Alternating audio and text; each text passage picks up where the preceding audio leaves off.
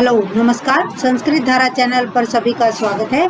चलिए पढ़ना स्टार्ट करते हैं। आज का जो हमारा जो विषय रहेगा वो हिंदी भाषा और उसके हिंदी भाषा के स्वरूप के विषय में रहेगा कि भाषा क्या होती है, उसका जो स्वरूप क्या होता है और हिंदी भाषा का हमारे जो भाषा परिवार में क्या योगदान है और विश्व में कितने प्रकार की भाषाएं बोली जाती है और इन भाषाओं का जो स्वरूप कैसा है और कितने के प्रकार है। तो आज की हमारी जो कक्षा इसी से रिलेटेड रहेगी। सबसे पहले हम पढ़ते हैं कि भाषा क्या होती है।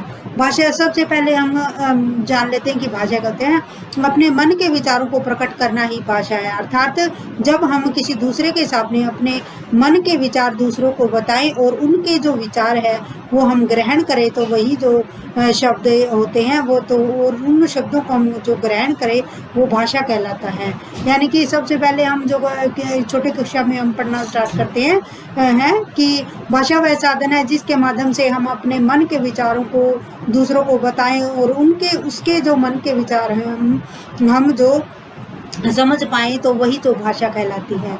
तो भाषा का अर्थ है अपने मन के विचारों को प्रकट करना। सबसे पहले अब हम जो भाषा से रिलेटेड जो भी क्वेश्चन जो कॉम्पिटिटिव एग्जाम के पॉइंट ऑफ व्यू से जो वैल्यूएबल होंगे तो हम उन क्वेश्चनों के विषय में पढ़ेंगे और इसमें हमारी जो 2-3 क्लास होगी जो भाषा से रिलेटेड, तो हमारा जो क्लास लेने का यही अर्थ होगा।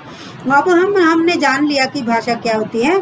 भाषा होती है यादृच्छिक ध्वनि प्रतीकों की व्यवस्था जिससे व्यक्ति अपने मन के विचारों को प्रकट करे और दूसरे के विचारों को ग्रहण करे तो वही भाषा कहलाती है। सेकंड है जो अगला जो क्वेश्चन है कि भाषा की क्या विशेषताएं होती है। भाषा की क्या क्या विशेषताएं होती हैं। जैसे जब हम प्रातः उठते हैं तो पशु और पक्षी जो अपने जो मन के विचारों को, जैसे चिड़िया अपने मन के विचारों को किस तरह प्रकट करती है ची ची करके, और जैसे दूसरे जो पक्षी है जैसे कबूतर वगैरह, और तो हर एक जो पशु और पक्षी की अपनी एक अलग अलग आवाज़ होती है। और तो उसका जो जैसे हम जानते भी हैं कि हर एक जो पक्षी होती है तो उनकी अलग अलग आवाज़ होती है। जैसे कि कौवे की आवाज़ कैसी होती है और कोयल की आवाज़ कैसी होती है। कोयल की आवाज़ तो मीठी होती है और कौवे की आवाज़ खुरदरी होती है, अर्थात जो सभी को अच्छी नहीं लगती है। इसी तरह जो बगुले की आवाज़ कैसी होती है। और तो इस तरह से पशु पक्षी भी अपनी जो आवाज़ से अपने जो मन के जो विचार प्रकट करते हैं। तो भाषा जो पशु पक्षियों की भी अपनी एक भाषा होती है। वह केवल अपने मुख से उच्चारित ध्वनियों की संज्ञा दी जाती है। सेकंड है भाषा की रचना विभिन्न ध्वनियों के संयोग से होती है। विभिन्न ध्वनियाँ जैसे हमने जो वर्ण में हमने पढ़ा था, वर्ण के टॉपिक में, कि वर्ण भाषा की सबसे छोटी इकाई उसी को ध्वनि कहते हैं। जैसे हम कोई वर्ड बोलते हैं जैसे राम जो शब्द है, ये जो शब्द है किस प्रकार बना कि र प्लस आ प्लस न प्लस अ। तो इस प्रकार जो राम जो शब्द बना, यानी कि राम जो शब्द के बोलने में र प्लस आ प्लस म प्लस है, यानी कि इन ध्वनि जो प्रतीकों का प्रयोग हुआ। और यह सबसे पहले हमने पढ़ा था कि वर्ण भाषा की सबसे छोटी इकाई जिसके हम टुकड़े नहीं कर सकते, और इन्हीं वर्णों से फिर शब्द बनते हैं और शब्दों से पद बनते हैं और पद से ही फिर वाक्य बनते हैं। तो हम समझ गए कि ये जो र प्लस आ प्लस म, इसमें जितनी जो ध्वनि है इन ध्वनियों से ही एक राम जो शब्द बन गया। इसमें जो राम जो शब्द है वही जो पद होता है जो आगे चलकर पद बन जाता है और पदों से ही फिर वाक्य बनते हैं। फिर नेक्स्ट है कि विभिन्न ध्वनियों के सहयोग से विभिन्न शब्दों का निर्माण होता है। और जो भाषा के शब्द क्या होते हैं, प्रतीकात्मक होते हैं। यानी कि हम जानते हैं कि जो एक प्रतीक के रूप में हम जो ध्वनि चिन्हों को लेते हैं, जैसे हम इंग्लिश के जो वर्ड है वो अलग प्रकार के हैं और हिंदी के अलग है, संस्कृत के अलग है, अरबी और फारसी के जो वर्ड अलग है। तो एक प्रतीक या चिन्हों के रूप में हम यूज करते हैं। नेक्स्ट है कि संसार के किसी भी भाषाभाषी मनुष्य के लिए वस्तु तथा अर्थ तो एक होता है, अंतर केवल ध्वनि के प्रतीक चिन्हों को लेकर होता है। यानी कि इसका कहने का अर्थ यह है कि हम जैसे हिंदी में हम जैसे गाय जो हम एक पशु के लिए इस्तेमाल करते हैं, और वही शब्द जो जैसे इंग्लिश में हम यूज करते हैं तो वो काऊ कहलाता है। तो यहाँ कहने का अर्थ यही है कि वस्तु का जो अर्थ है वो तो एक होता है, लेकिन इसके लिए जो चिन्ह है वो अलग अलग दिए होते हैं। नेक्स्ट है कि प्रत्येक भाषा की अपनी व्यवस्था होती है, अपने नियम होते हैं और अपने सिद्धांत होते हैं। ये भी एक सही बात है कि प्रत्येक जो भाषा के अपने नियम अपने सिद्धांत अलग अलग प्रकार के होते हैं। नेक्स्ट है कि भाषा के उद्देश्य और विचारों का आदान प्रदान करना होता है। यानी कि भाषा का उद्देश्य यानी कि अपने मन के विचारों को हम यानी कि दूसरे के विचारों को हम ग्रहण करें और अपने मन के विचारों को दूसरों तक पहुंचाएं। तो यही भाषा की विशेषता होती है। अगला है कि भाषा पैतृक संपत्ति है। पैतृक संपत्ति का अर्थ यही है कि बच्चा जिस परिवार में जन्म लेगा और जिस परिवार में पलेगा बढ़ेगा तो उस भाषा को वो आसानी से सीख लेता है। जैसे कि हमारा ही जो उदाहरण ले लेते हैं कि जैसे हम अपनी जो मातृ जो भाषा है उसको हम अच्छी तरह से बोल लेते हैं, सीख लेते हैं और इसमें हमें कोई भी कठिनाई नहीं आती। लेकिन जब हम दूसरी भाषा को सीखते हैं तो उसके लिए हमें बहुत सारी जो कठिनाइयाँ आती हैं। जैसे कि हमारा कोई भी जैसे इंग्लिश ही भाषा ले लेते हैं कि इंग्लिश भाषा सीखने में कठिनाई बच्चों को शुरू में आती है, और यदि वही भाषा उसे मातृ रूप में मिल जाए, मातृ रूप का अर्थ है कि उसके परिवार में जो भाषा बोली जाए, जो उसकी माता पिता या उसका परिवार जो इस्तेमाल करता है, वहाँ जो रहने वाले लोग जो उस भाषा का जो प्रयोग करते हैं, तो उसको जो बच्चा है वो अच्छी प्रकार से सीख लेता है। नेक्स्ट है भाषा अर्जित संपत्ति भी है। अर्जित संपत्ति का अर्थ यह है कि हम जैसे हमारी जो भाषा होती है, हम मातृ रूप में जिस भाषा को हम वो मातृ रूप से सीख लेते हैं, लेकिन उसको हम अर्जित भी कर सकते हैं। अर्जित का अर्थ है कि हम सीख भी सकते हैं, यानी कि उस भाषा को हम अपनाने की कोशिश कर सकते हैं और उसे अच्छी प्रकार से अपने जीवन में प्रयोग कर सकते हैं। आगे है कि भाषा समाज सापेक्ष होती है। समाज सापेक्ष का अर्थ है कि समाज के सामने एक उदाहरण होती है कि हमारा जो समाज जैसा होगा, यानी कि हम जैसे भी लोग हैं, यानी कि हरियाणा से यदि हम बाहर चले जाएं तो वहाँ जो हम जो भाषा बोलेंगे उनके जो भाव के अनुसार ही हम भाषा का इस्तेमाल करेंगे। तो यही अर्थ होता है। नेक्स्ट है कि भाषा संयोग अवस्था से वियोग अवस्था की ओर जाती है। संयोग अवस्था की ओर से वियोग अवस्था की ओर जाती है। संयोग अवस्था की अवस्था से मतलब यही है कि हम अपने संपर्क से उस भाषा को अपने मन के जो विचारों से हम प्रकट करके और उसको वियोग अवस्था की ओर ले जाते हैं।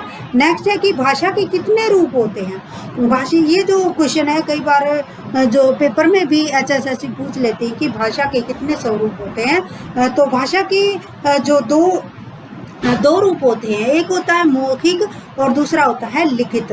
मौखिक जो हम जो दूसरे के सामने अपने मन के विचारों को प्रकट करें तो वो मौखिक रूप होता है, और सेकंड होता है कि लिखित रूप।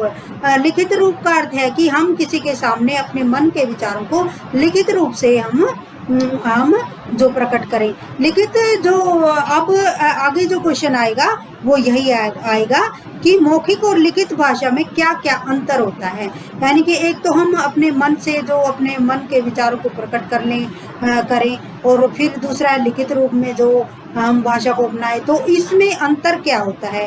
इसमें अंतर यही होता है कि मौखिक जो भाषा है वो हम बोल कर प्रकट करते हैं, यानी कि हम अपने मन के जो उद्गार है ना उसको हम बोल कर प्रकट करते हैं। नेक्स्ट है कि लिखित भाषा है वो लिख कर प्रकट की जाती है। कि मौखिक भाषा कैसे प्रकट कर सकते हैं? मौखिक भाषा हम बोल कर प्रकट कर सकते हैं,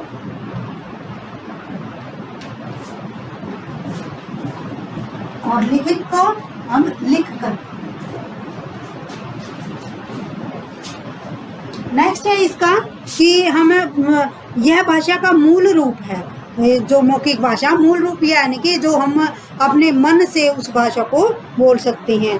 और दूसरा है इसका कि ये जो लिखित जो भाषा होती है वो कृत्रिम होती है। कृत्रिम का अर्थ होता है कृत्रिम कृत्रिम कृत्रिम का अर्थ होता है कि हम किसी भी प्रकार की भाषा बना सकते हैं, जैसे हिंदी भाषा, इंग्लिश भाषा या फिर जर्मनी, अरबी, फारसी, जो भी हम भाषा का इस्तेमाल यानी कि कृत्रिम रूप है जो मनुष्य के द्वारा बनाया गया है। नेक्स्ट है कि इसकी जो मूल इकाई है जो भाषा की वो ध्वनि होता है, और जो लिखित की जो मूल इकाई होती है वो वर्ण होते हैं। जैसे ध्वनि में हम कोई भी ध्वनि ले लेते हैं, जैसे ध्वनि में तो कोई भी वर्ड आ जाएगा, लेकिन जो वही जो ध्वनि है जिससे हमारी जो देवनागरी जो लिपि ली गई है तो उसके अंतर्गत जो भी हमारी जो हिंदी भाषा से रिलेटेड जो भी वर्ण हमारे जो संविधान में अपनाए गए हैं तो वो जो होते हैं वो लिखित होते हैं। नेक्स्ट है कि मौखिक भाषा का अस्थायी रूप है, यानी कि अस्थायी रूप का अर्थ है कि ये जो भाषा मौखिक भाषा वो स्थायी नहीं होती, और लिखित भाषा एक क्या होता है कि स्थायी होती है। तो कहने का अर्थ यही है कि जो मौखिक और लिखित भाषा में जो लिखित जो भाषा होती है उसका जो स्वरूप होता है वो सही होता है, यानी कि हम लिखित भाषा को किसी भी समय लिखित भाषा को हम किसी भी समय हम स्थायी रूप दे देते हैं। नेक्स्ट है कि इसका जो अलग है मौखिक और लिखित भाषा का अंतर कि यह भाषा समय और स्थान के बंधन से में बंधी होती है, यानी कि हम किसी से मान लिया 1 घंटा 2 घंटे हम बातें करते हैं उसके साथ तो ये बंधन में बंधी होती है, लेकिन जो लिखित जो भाषा होती है समय और स्थान के बंधन से स्वतंत्र होती है। नेक्स्ट है इसकी जो मौखिक भाषा की कि यह भाषा पुरानी है, यानी कि मौखिक भाषा की जब मनुष्य ने जन्म लिया और जब मनुष्य उत्पन्न हुआ तो उसमें जो ये जो भाषा प्रकट हुई और इसका संबंध उस समय से है जब मनुष्य जन्म लेता है। और लिखित भाषा क्या अर्थ यही है कि यह एक अपेक्षाकृत जो नई भाषा है और लिपि ज्ञान के बाद ही लिखित भाषा का विकास हुआ है। जैसे लिपि ज्ञान का अर्थ यही है कि जब हम जो अंग्रेजी की जो लिपि जैसे रोमन है और हिंदी की जो लिपि है देवनागरी है, संस्कृत की जो लिपि है वो देवनागरी है, और इसी तरह फारसी और उर्दू जो भाषा में लिपि का इस्तेमाल किया जाता है, तो इसका अर्थ यही है। नेक्स्ट है कि यह भाषा है सहज रूप से प्राप्त होती है, यानी सहज रूप से यानी कि हम जो मौखिक भाषा को सही रूप में यानी कि हम कोई भी वर्ड बोल सकते हैं, लेकिन लिखित में हम ऐसा नहीं कर सकते। नेक्स्ट है हमारा जो क्वेश्चन है भाषा परिवार से क्या अभिप्राय है। भाषा परिवार से क्या अभिप्राय है कि भाषा परिवार से अभिप्राय भाषाओं के उस समूह से है जिनका जन्म किसी एक भाषा से हुआ है, यानी कि भाषा परिवार जैसे भारतीय भाषा परिवार काकेशस, तिब्बती, आग्नेय जो इस प्रकार की भाषा परिवार है, यानी कि जो किसी विशेष क्षेत्र में बोली जाए तो वो भाषा परिवार कहलाती है, यानी कि एक क्षेत्र में ज़्यादातर लोगों द्वारा इस्तेमाल की गई भाषा। तो विश्व में मुख्य रूप से बहुत सारे जो भाषा परिवार मिलते हैं, तो विश्व में बोली जाने वाली 12-13 जो भाषा परिवार मिले जाते हैं। तो अब हम उन भाषा परिवार के विषय में पढ़ते हैं। भाषा परिवार का यही अर्थ है कि विश्व में बहुत सारी भाषाएं बोली जाती हैं, और वे जो भाषाएं जो लोग इस्तेमाल करते हैं वो अलग अलग भाषा परिवार के रूप में यूज की जाती हैं। तो हम उन जो भाषा परिवार के जो विश्व के मुख्य भाषा परिवार हैं उसके विषय में हम पढ़ते हैं। सबसे पहले हम जो पढ़ते हैं भारतीय भाषा परिवार। भारतीय भाषा परिवार की जो भाषा है वो जैसे जो हमारे जो भारत की जो भाषा है वो भारतीय भाषा परिवार की भाषा है, और यानी कि उत्तर के जो राज्य हैं यानी कि हमारे जो हिमालय से के आसपास के यानी कि ऊपर का जो एरिया है हमारा तो वहाँ पर जो भाषा यूज की जाती है यानी कि उत्तर के क्षेत्रों में बोले जाने वाली भाषा वो भारोपीय भाषा परिवार कहलाती है। नेक्स्ट है कि द्रविड़ भाषा परिवार। द्रविड़ भाषा परिवार का अर्थ है कि भारत के जो निचले जो हिस्से हैं यानी कि जो दक्षिण भारत के जो हिस्से हैं तो वहाँ प्रयोग की जाने वाली भाषा द्रविड़ भाषा कहलाती है। जैसे द्रविड़ से ही हमें जो समझ में आ गया कि दक्षिण के जो इलाके यानी कि दक्षिण यानी कि हमारे जो मैप है हमारा जो नीचे वाले हिस्से।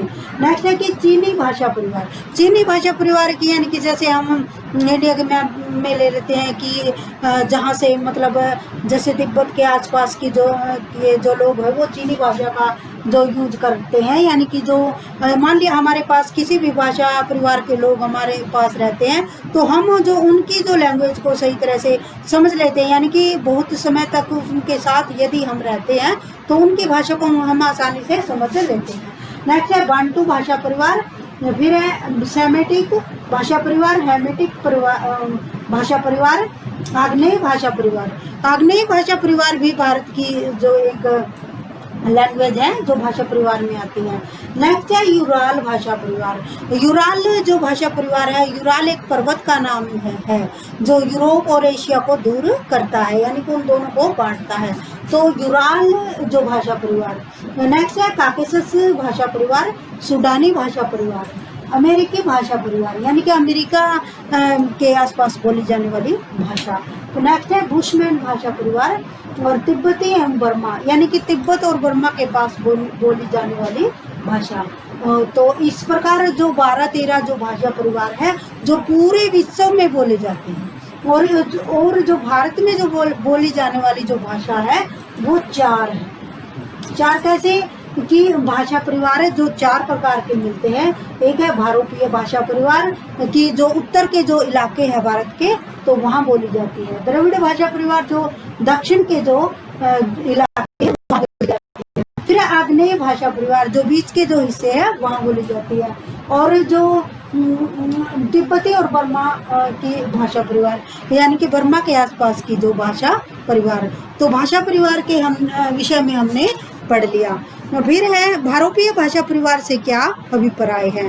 भारत और यूरोप को जिन भाषाओं का निर्माण एक ही भाषा परिवार से हुआ है यानी कि भारत में यूरोप की जिन भाषाओं का निर्माण एक ही भाषा परिवार से हुआ है भारोपीय भाषा परिवार कहलाता है। इस परिवार के अंतर्गत आने वाली जो भाषा होती है उसमें मुख्य भाषाएं हैं। कौन कौन सी भाषाएं हैं इसमें? संस्कृत, ग्रीक, ईरानी, हिंदी, अरबी, जर्मन, बांग्ला और गुजराती, मराठी, पंजाबी यानी कि जो हमारे जो आसपास के जो क्षेत्र है यानी कि भारत में जो जितने राज्य हैं और उन राज्यों में वो अलग अलग प्रकार की बोली जाने वाली भाषा। तो संस्कृत, ग्रीक, ईरानी, हिंदी, अंग्रेजी, जर्मन, बांग्ला, गुजराती, मराठी, पंजाबी और आदि जो भाषाएं। फ्रांसीसी, अरबी, फारसी और तुर्की ये और इटालियन आदि इस परिवार की भाषाओं के अंतर्गत आती है। यानी कि संस्कृत भाषा, ग्रीक भाषा, ईरानी, हिंदी, अंग्रेजी, जर्मन, बांग्ला, गुजराती, मराठी, पंजाबी और फ्रांसीसी, अरबी, फारसी यानी कि कुछ जो आगत जो भाषाएं जो विदेशों से बोली जाने वाली भाषाएं भी जो भारोपीय भाषा परिवार के अंतर्गत आती हैं। नेक्स्ट है कि भारतीय आर्य भाषा परिवार से क्या अभिप्राय है। भारोपीय आर्य भाषा परिवार से क्या अभिप्राय है। भारोपीय जो भाषा परिवार की वे भाषाएं जो भारत में बोली जाती हैं कि भारोपीय भाषा परिवार की वे भाषाएं जो भारत में बोली जाती हैं भारतीय आर्य भाषाएं कहलाती है। और इस परिवार के अंतर्गत अधिकांश भाषाएं उत्तर भारत में बोली जाती है। उत्तर भारत का अर्थ यही है कि जो भारत का जो ऊपरी हिस्सा, इसमें हम हिंदी भाषा को ले लेते हैं, बांग्ला भाषा को ले लेते हैं, गुजराती यानी कि बंगाल के आसपास की जो भाषा और गुजराती गुजरात के आसपास की भाषा और मराठी जो महाराष्ट्र का जो इलाका है वहाँ बोली जाती है और पंजाबी पंजाब में बोली जाती है। तो इस परिवार की जो मुख्य भाषाएं हैं जैसे कि हम जानते हैं कि जो हरियाणा है जो 1857 की क्रांति के बाद यानी कि 1858 ईस्वी के आसपास जो पंजाब में मिला दिया गया था और पंजाब में मिलाने के पश्चात जब ये पूरी तरह से पंजाब के अधिकार क्षेत्र में आ गया था, तो हमारी जो भाषा थी वो पंजाबी थी, और हमारा जो एरिया था, हरियाणा का जो एरिया था, वो उसमें जो पंजाब से ही मतलब था, पंजाब कहलाता था, जो यानी कि हरियाणा की जो हमारा जो हरियाणा है वो 1 नवंबर 1966 ईस्वी को बना। तो यहाँ पर उससे पहले का अलग अलग संघर्ष है। कई बार एग्जाम में आ जाता है ये जो क्वेश्चन है कि कब ये लिया गया था। तो अब हमारे जो कहने का अर्थ ये है कि तो हम क्या है, पंजाबी जो भाषा है हमारी जो लैंग्वेज उसी से रिलेटेड है। फिर है द्रविड़ भाषा परिवार से क्या अभिप्राय है। द्रविड़ भाषा परिवार की 4 मुख्य भाषाएं हैं। इसमें हम जो जैसे भारत के जो निचले जो हिस्से हैं, भारत के जो निचले जो हिस्से हैं, यहाँ जो तमिल, तेलुगु, कन्नड़ वगैरह जो भाषाएं बोली जाती हैं, तमिल, तेलुगु, कन्नड़, तो इस प्रकार की भाषाएं बोली जाती हैं। और भारत में मुख्य रूप से किन किन भाषा परिवारों की भाषाएं बोली जाती हैं, तो मैंने पहले बता दिया है कि भारतीय भाषा परिवार, द्रविड़ भाषा परिवार, आग्नेय भाषा परिवार और तिब्बती भाषा परिवार, यानी कि 4 प्रकार के जो भाषा परिवार है जो भारत में बोली जाती है जो भाषा। अब है नेक्स्ट जो हमने जो अभी कर लिया कि भारत में मुख्य रूप से भाषा परिवार कौन कौन से हैं और इन भाषा परिवारों के अंतर्गत आने वाली भाषाएं कौन सी हैं। तो आज हमने जो टोटल है 10 क्वेश्चन कर लिए हैं। तो हम अगली क्लास में हम जो 10 क्वेश्चन और करेंगे। तो आज की जो क्लास में हमने क्या पढ़ा कि भाषा क्या होती है, कि सबसे पहले कि भाषा यादृच्छिक ध्वनि प्रतीकों की ऐसी व्यवस्था होती है जिसके माध्यम से व्यक्ति अपने मन के विचारों को प्रकट करे। और ये भाषा जो मौखिक रूप में और लिखित रूप में 2 प्रकार की होती है। जो लिखित भाषा उसका रूप जो स्थायी होता है, मूखिक भाषा का जो स्वरूप स्थायी नहीं होता है।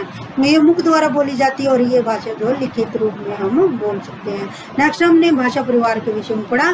तो हम पूरे विश्व में जो भाषा परिवार है 12-13 भाषा परिवार आते हैं और इस भाषा परिवार में जो मुख्य रूप में भारत में जो बोले जाते हैं वो 4 प्रकार के भाषा परिवार है। भारतीय भाषा परिवार, आग्नेय भाषा परिवार, तिब्बती भाषा परिवार और है आग्नेय भाषा परिवार।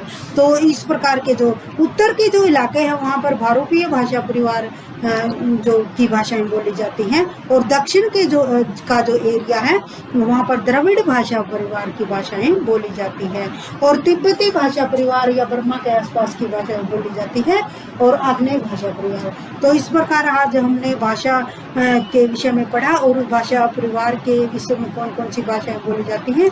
और अब जो हमारा जो अक्षय आज हमने जो 10 जो क्वेश्चन कर लिए हैं, चलिए मिलते हैं नेक्स्ट टॉपिक के साथ। Thank you.